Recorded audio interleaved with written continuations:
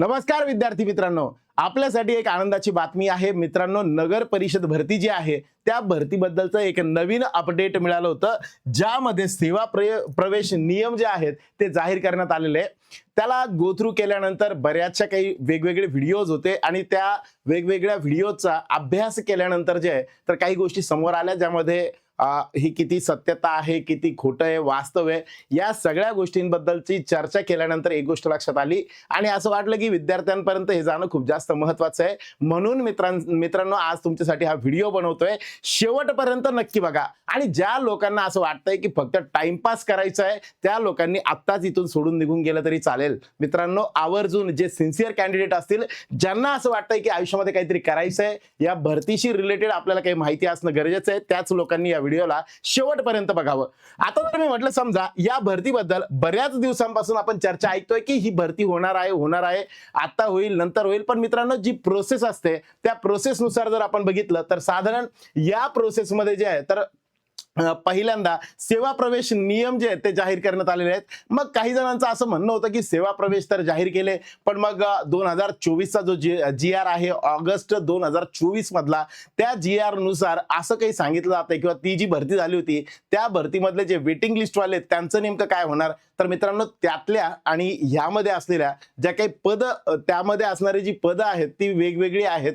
त्यामुळं मित्रांनो, अशा सगळ्या गोष्टींचा विचार करता मला असं वाटतं की सदसद विवेक बुद्धीने तुम्ही सगळ्यांकडनं नॉलेज घ्या, पण फॉलो कुणाला करायचंय हे तुम्ही तुमचं डिसिजन घ्यावं. चलो अब चलते आगे.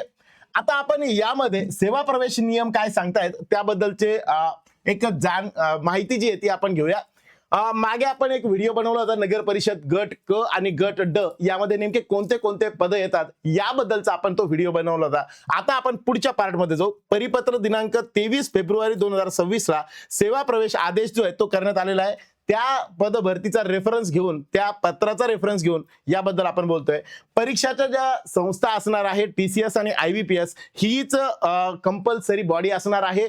MPSC ही परीक्षा घेणार नाही, हे क्लिअर कट त्यामध्ये सांगण्यात आले. जी मीटिंग झाली होती मागे, आपण एक मीटिंग जी झाली आहे त्याबद्दलचा एक व्हिडिओ आपण बनवला होता.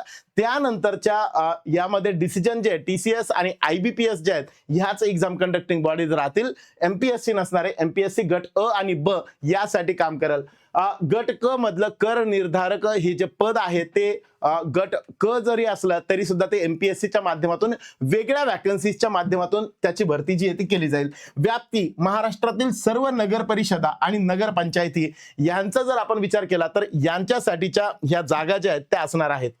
मग यामध्ये वेगवेगळ्या पदभरती जी आहेत, वेगवेगळे पद आहेत, या सगळ्या वेगवेगळ्या वॅकन्सीज ज्या आहेत यांच्यासाठी नेमकं शिक्षण काय पाहिजे, महत्वाच्या काही गोष्टी ज्या आहेत या ऑलरेडी आपण डिस्कस केलेले नावं यांची आता आपण ह्या जाहिरातीमध्ये येतील. तर त्यासाठी हे पत्रक जे आलेलं आहे त्या पत्रकानुसार काय इलिजिबिलिटी असणार आहे. अजून यात थोडे छोटे मोठे बदल होऊ शकतात. काही जणांचं म्हणणं होतं की कॉमर्स ग्रॅज्युएट साठी असलं पाहिजे, जे लिपिक पद आहे ते त्याचा विचार व्हावा, कॉमर्स वाल्यांवर अन्याय होतोय. तर मित्रांनो, अशा भरपूर काही गोष्टी आहेत. पण मी असं म्हणाल की रफ आयडिया येण्यासाठी जर मी म्हटलं तर हे या पद्धतीची इलिजिबिलिटी जी आहे ती कळण्यासाठी हे आता आपण बघून घेऊया. ऍडमिनिस्ट्रेटिव्ह पोस्ट ज्या आहेत ज्या आपण प्रशासकीय पद म्हणतो त्यामध्ये क्लर्क, टायपिस्ट यामध्ये साधारण जर बघितलं तर टंकलेखक जे आहे ते आपल्याला कंपल्सरी असणार आहे. अनुभवाची आवश्यकता नाही याच्यामध्ये. लिपिक टंकलेखक जो आहे तो त्यासाठी यामध्ये अनुभव जो आहे तो आवश्यक नाहीये, पण आपल्याला टंकलेखक म्हणून जे टायपिंग म्हणतो आपण तो वाला प्रकार जो आहे तो इकडे कंपल्सरी लागेल. रोखपाल, ज्याला कॅशियर म्हणतो आपण, लिपिक पदासाठी हा पात्र उमेदवार असणार आहे. रोखपाल पदासाठी पात्र आहे. यासोबतच या पदासाठी जो लिपिक पदासाठी असेल तो रोखपाल या पदासाठीही पात्र असणार आहे. म्हणजे हे दोन्ही पद जे आहे या दोन्ही पदांसाठी एक पर्सन ह्या दोन्ही पदांसाठी फॉर्म जो आहे तो भरू शकतो. ठीक आहे.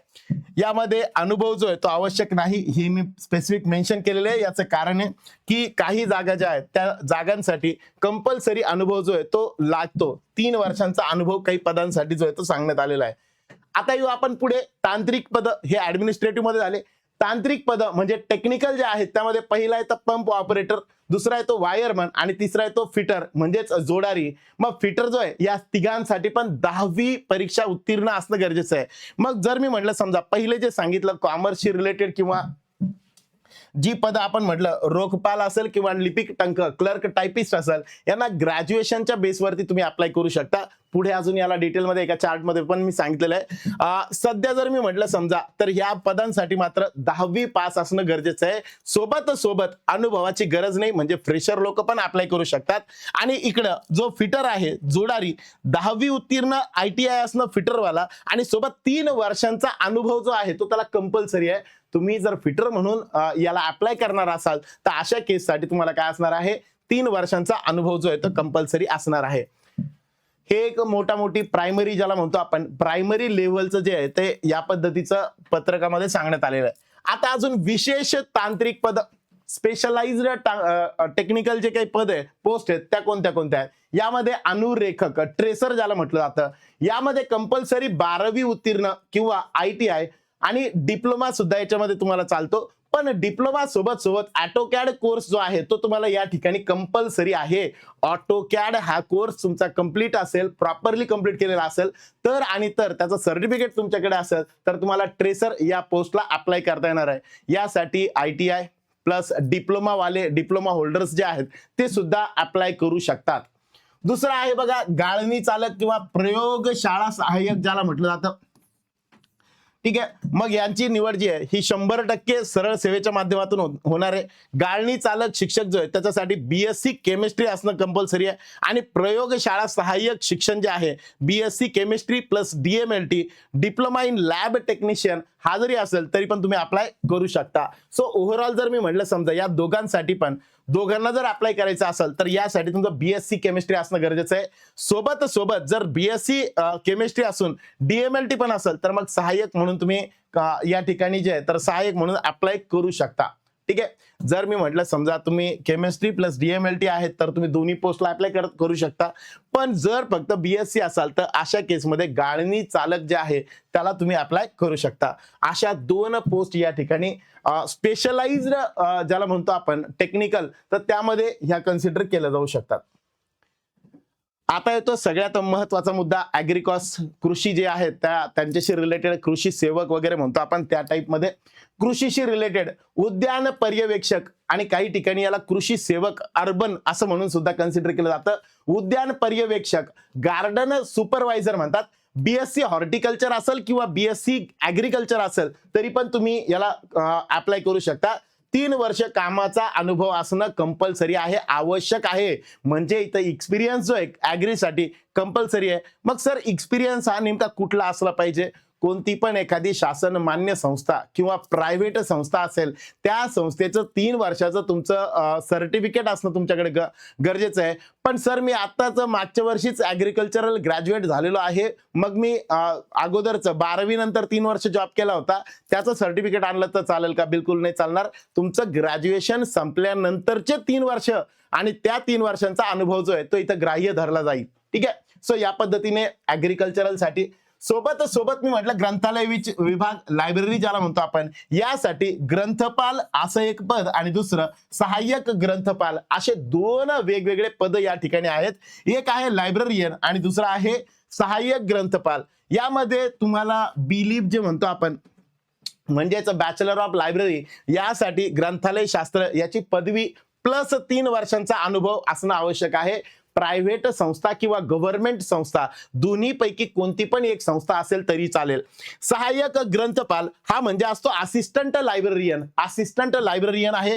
हे पद जे आहे सेकंड पद हे फक्त ग्रंथालय शास्त्र पदवी अनुभवाची गरज नाही आहे. जर तुमच्याकडे अनुभव नसेल फ्रेशर म्हणून अप्लाय करत असाल तर सहाय्यक ग्रंथपाल म्हणून तुम्ही अप्लाय करू शकता. जर अनुभव असेल 3 वर्षाचा तर मग ग्रंथपाल प्लस सहाय्यक ग्रंथपाल अशा पद्धतीने तुम्ही काय करू शकता अप्लाय करू शकता. सर अप्लाय कधी करायचं जेव्हा फॉर्म येतील तेव्हा करायचं मित्रांनो.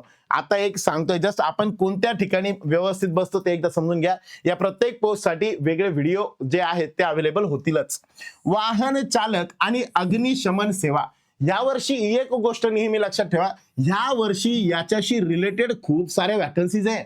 अग्निशामक, आताच छत्रपती संभाजीनगरच्या जागा होत्या त्यामध्ये सुद्धा अग्निशमनसाठी 100 जागा होत्या मित्रांनो. फायरमन आठवलं मागच्या, जर तुम्ही अजूनपर्यंत तो व्हिडिओ बघितला नसेल तर तो बघून घ्या. त्याच्यामध्ये 100 संख्या आहे, इलिजिबिलिटी काय काय आहे ते सगळं तुम्हाला कळल.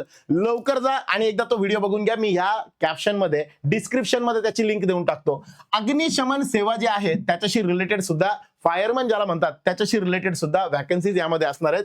वाहन चालक ड्रायव्हर साधारण 10वी उत्तीर्ण असावा. परवाना हलके वाहन परवाना म्हणजे लाईट व्हेकल लायसन्स जे आहे ते त्याच्याकडे असलं पाहिजे.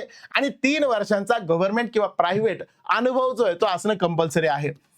100% सरळ सेवेने घेतलं जाणार. शिक्षण 10वी उत्तीर्ण असलं पाहिजे. प्रशिक्षण 6 महिने अग्निशमनचं प्रशिक्षणाचा कोर्स जरी केलेला असेल तरी पण तुम्ही अप्लाय करू शकता. सोबत मी म्हणाल जर तुमचं 12वी नंतरचा डिप्लोमा असेल किंवा 6 महिन्यांचा डिप्लोमा असेल, सर्टिफिकेट कोर्स याच्यासाठी चालणार नाहीये. ते चालेल किंवा नाही चालणार याबद्दल डिटेल ज्यावेळेस ऍड येईल त्यावेळेस अजून कळेल. पण मागच्या ज्या काही छत्रपती संभाजीनगरचा आहे त्यामध्ये सर्टिफिकेशन कोर्सला 3 महिन्याचा कोर्सला त्याला पण मान्यता देण्यात आली होती. त्यामुळं इथं मात्र सध्या 6 महिने अग्निशमनचं प्रशिक्षण करणं कंपल्सरी असं सांगण्यात आलेलं आहे. सोबत जे काही हेवी व्हेकलचं लायसन आहे ते असणं गरजेचं आहे. आणि 3 वर्षांचा अनुभव हा कंपल्सरी करण्यात आलेला आहे. ओके, सो ओव्हरऑल जर बघितलं तर बऱ्याचशा पोस्ट आतापर्यंत आपण बघितल्या 9-10 पोस्ट. यामध्ये अर्ध्यापेक्षा जास्त अशा पोस्ट आहे की जिथं आपल्याला कमीत कमी 3 वर्षांचा अनुभव जो आहे तो कंपल्सरी सांगण्यात आलेला आहे. आता येते आणखी महत्वाची, महिलांसाठी विशेष आकर्षण असणारी अशी भरती म्हणजे आरोग्य विभागाची भरती, हेल्थ डिपार्टमेंट. मित्रांनो, या डिपार्टमेंटमध्ये ज्या काही जागा आहेत या जागांशी रिलेटेड विशेष करून एकदम निवांत जॉब आणि सगळं काही जे आहे ते व्यवस्थित आहे अशा हिशोबाने विचार केला जातो. आरोग्य सहाय्यक म्हणून पहिला आहे हेल्थ असिस्टंट, ही एक पोस्ट आहे. 12वी उत्तीर्ण असलं पाहिजे. सोबत स्वच्छता निरीक्षक सॅनिटरी इन्स्पेक्टरचा 1 इयरचा कोर्स जो आहे तो कंप्लीट केलेला असला पाहिजे. या सगळ्यांच्या व्यतिरिक्त 2 वर्षांचा अनुभव हा या ठिकाणी काय करण्यात आलेला आहे, कंपल्सरी करण्यात आलेला आहे. सर फ्रेशर असेल तर चालेल का, नाही चालणार. याला 2 वर्षांचा अनुभव कंपल्सरी आहे आणि सोबत सॅनिटरी इन्स्पेक्टरचा कोर्स करणं गरजेचं आहे. सर हे नेमकं काय असतं, स्वच्छता निरीक्षकचा डिप्लोमा काय, छत्रपती संभाजीनगरमध्ये पण काही कॉलेजेस आहे की जिकडे हा कोर्स तुम्हाला अवेलेबल आहे. सोबत प्रत्येक जिल्ह्याच्या ठिकाणी तुम्ही एकदा चेक करत चला. प्रत्येक जिल्ह्याच्या ठिकाणी या रिलेटेड जे कॉलेजेस आहेत तुम्ही गुगल करा, गुगलवरती तुम्हाला ते कॉलेजेस भेटून जातील. ज्यांनी अजूनपर्यंत 1 वर्षाचा कोर्स आहे, ज्यांना असं वाटतंय की मला बाकीचे कोर्सेस मी केलेले आहेत, आरोग्य विभागात नर्सिंग असेल किंवा अजून काही गोष्टी केलेल्या आहे, मग या सोबत मला असं वाटतंय की मला गव्हर्नमेंटसाठी जायचंय, प्रायव्हेटमध्ये नाही राहायचंय, तर अशा लोकांनी हा एक कोर्स करून ठेवा. जेणेकरून काय पुढे अजून काही वॅकन्सीज येतील तर त्यामध्ये कामात येऊन जाईल. परिचारिका नर्स ज्याला म्हणतो आपण, हे कंपल्सरी विमेन ओनली, फक्त आणि फक्त महिलांसाठी राखीव असतं. यामध्ये GNM असेल, नर्सिंगची डिग्री असेल किंवा डिप्लोमा असेल, हे मेल आणि फिमेल दोघे अप्लाय करू शकता. इकडे मात्र नर्स म्हणून जे काम करायचे आहे त्यामध्ये मात्र कंपल्सरी फक्त आणि फक्त महिलांसाठी ह्या जागा ज्या आहेत त्या आलेल्या आहेत, म्हणजे येणार आहेत. हा होता गट क शी रिलेटेड पार्ट. आता आपण गट ड जर म्हटलं समजा, तर गट ड मध्ये चतुर्थ श्रेणीची पद जी आहेत, ग्रुप डी मध्ये जर आपण विचार केला तर प्रवेशासाठी सर्वात मोठी संधी. ज्याला असं वाटतंय की मला फर्स्ट टाइम या गव्हर्नमेंट नोकरीमध्ये मला जायचं आहे, तर यासाठी सगळ्यांसाठी एकदम सोपी, एकदम सुवर्ण संधी आहे. एकदम चांगलं जर काही असेल तर ते म्हणजे हे एंट्री करायसाठी. यानंतर तुम्ही इंटरनल डिपार्टमेंटल प्रमोशननी तुम्ही अजून पुढे जाऊ शकता. म्हणून मित्रांनो, सुरुवात करण्यासाठी हे चांगले पर्याय आहे, कारण याला सगळ्यात सोपी म्हणजे फक्त 10वी उत्तीर्ण असणं गरजेचं आहे. यासाठी कोणताही एक्सपिरियन्स जो आहे तो गरजेचा नाहीये. पहिलं शिपाई पद आहे, दुसरं हवालदार पद आहे, तिसरं वालमन आणि चौथं मजूर, असे 4 पद आहेत. ज्या 4 पदांसाठी मित्रांनो तुम्ही अप्लाय करू शकता, मेल और फिमेल सगळेच. ठीक आहे. यानंतर मी म्हटलं समजा यासोबतच ही पदे जे आहेत तर सरळ सेवेतून भरली जात नाही. सिनियर क्लर्क जो असतो तो प्रमोशनल, इंटरनल प्रमोशन्स जे असतात त्या माध्यमातून हे पद भरलं जातं. वरिष्ठ लिपिकाचं जे पद आहे, क्लर्क आपण बघितला, टायपिस्ट, टंकलेखक, बरोबर, तर ते पद सरळ सेवेने भरलं जातं. पण सिनियर क्लर्क जो असतो, ज्याच्या हातामध्ये बऱ्यापैकी डिसिजन असतात, ते पद मात्र इंटरनल डिपार्टमेंटल थ्रू रिक्रूट केलं जातं. मोटार वाहन दुरुस्ती यासाठी सुद्धा एक विशिष्ट प्रमाणपत्र आवश्यक असतं आणि त्यामुळे हे सुद्धा सरळ सेवेने भरले जात नाही. मग सर भरले जात नाही तर हे पद आम्हाला कोण सांगितले, याचं कारण आहे. याचं कारण आहे, हे बऱ्याच जणांच्या डोक्यामध्ये असतं की हे पद सुद्धा याच्यामध्ये येतील आणि ते थांबलेले असतात त्या जाहिरात येण्यासाठी. मित्रांनो, हे पद येणारच नाहीये या माध्यमातून. त्यामुळं बिना कामाचं जर तुम्ही त्यासाठी थांबले असाल तर थांबू नका. बाकीच्या ज्या ठिकाणी अप्लाय करता येऊ शकतं तिकडे अप्लाय करा. सो ओव्हरऑल जर मी म्हटलं, समजा यातून मोठी जर आपण कन्सिडर केलं तर कोणत्या कोणत्या गोष्टी या ठिकाणी आहे, तर पहिलं लिपिक किंवा रोखपाल आहे. याला शिक्षण जे आहे ते पदवी असणं कंपल्सरी आहे आणि अनुभव हा गरजेचा नाहीये. टायपिंग मात्र या ठिकाणी टेक्निकल स्किल जी आहे, टायपिंग जी आहे ती असणं कंपल्सरी असेल. एक्झॅक्टली किती टायपिंग पाहिजे, काय पाहिजे याबद्दल पत्रकामध्ये काही गोष्टी बोललेल्या नाहीये. बरेच जण सांगतायत, पण आय बिलीव्ह की पत्रकामध्ये ज्या आहेत त्या गोष्टींना आपण कन्सिडर करूया आणि फायनल जाहिरात ज्या वेळेस येईल त्यावेळेस या गोष्टीबद्दल क्लिअरिटी जी आहे ती क्लॅरिटी आपल्याला मिळेल. पंप ऑपरेटर असेल किंवा वायरमन असेल, यांना 10वी एज्युकेशन जे आहे ते 10वी असलं तरी चालतं.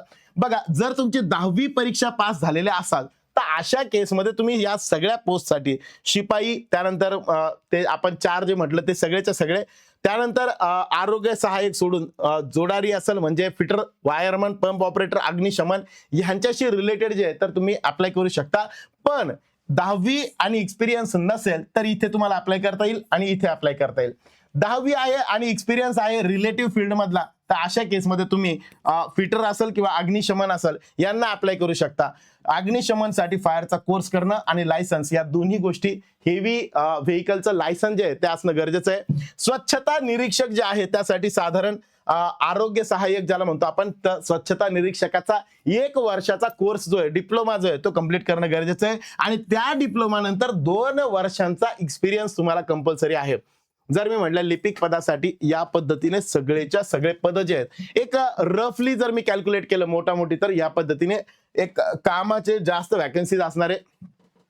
बर, मग हे कशासाठी, ह्या पोस्टला अप्लाय कशासाठी करायचं, तर यामध्ये घराजवळ पोस्टिंग मिळत.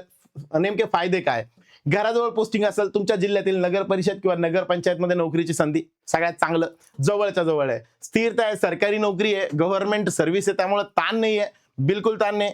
मोठी भरती, संपूर्ण राज्यात मोठ्या संख्येने जागा अपेक्षित आहेत. संख्या आता सध्या 2000-3000 या रेंजमध्ये फिरते सध्या.